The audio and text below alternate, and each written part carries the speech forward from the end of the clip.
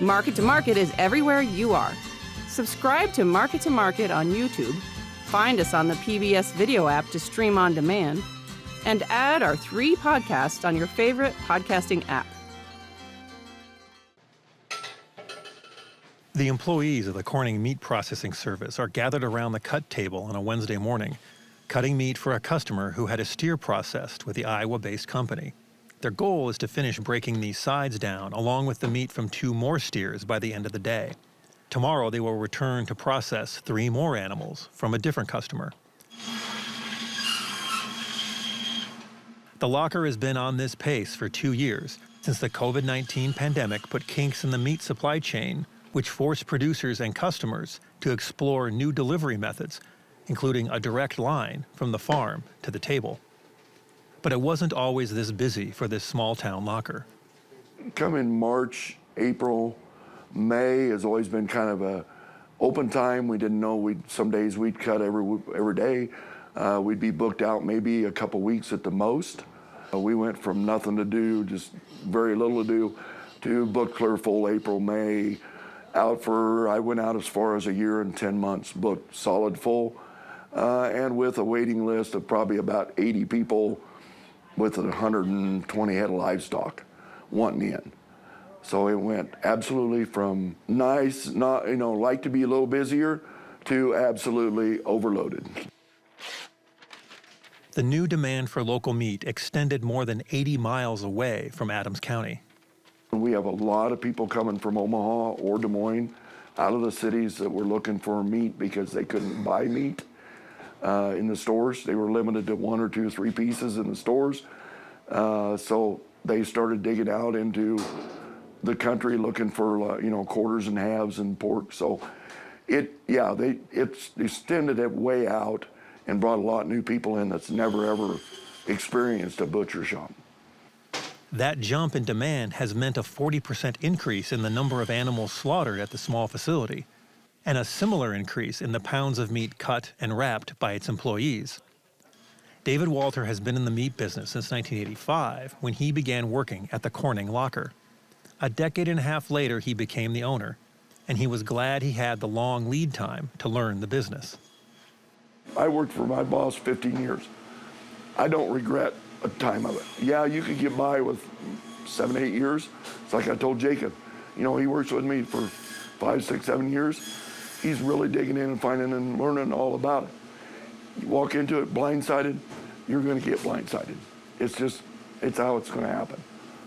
Jacob Cross started working for Walter as a teenager and returned 2 years ago as a full-time employee. Cross is now planning on buying the locker when Walter retires. We have people that come, even from when I worked here back in 2005, still coming, and Dave's been here a long time before me, and people's grandparents, fathers, now sons, and now their kids are starting to come, and Dave's seen all of them, they remember, so that's kind of cool to be a part of something that generations have always came to this place. The building has been a meat locker since the 1950s, and Walter has continued to renovate the facility. A new refrigeration system was added in 2019, and a value-added producer grant from the USDA financed the purchase of a meat slicer and electric smoker. The tools will help expand the menu into ready-to-eat products they currently don't sell to consumers. When I hired him 2 years ago to come in and really follow my footsteps and push things to go and get things to go farther and let him either manage or own this thing down the road, we're looking at doing some new brats, things for the case to sell, new sticks, different things that way. Local lockers are important to their communities, but the number of animals coming in the door varies more than some new operators might expect. Walter says those looking to get into the business often are in for a surprise. Do you realize what's coming? I said, do you know what's happening and what it is to this business? And so many of them don't know what's going on and what it is. It's just, there's more to it, that side of not. It could go back the other way just as fast as it is, as busy as we are, which can be devastating. Walter has watched his meat processing business ebb and flow with the local weather, but the effect on the number of animals coming in the door has often been delayed by several years. A southwest Iowa drought in 2012 forced many cattle producers to shrink their herds.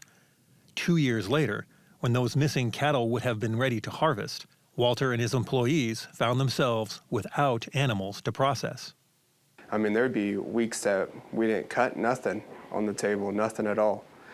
It would just be, maintenance would walk or, try to fix up some things that needed done.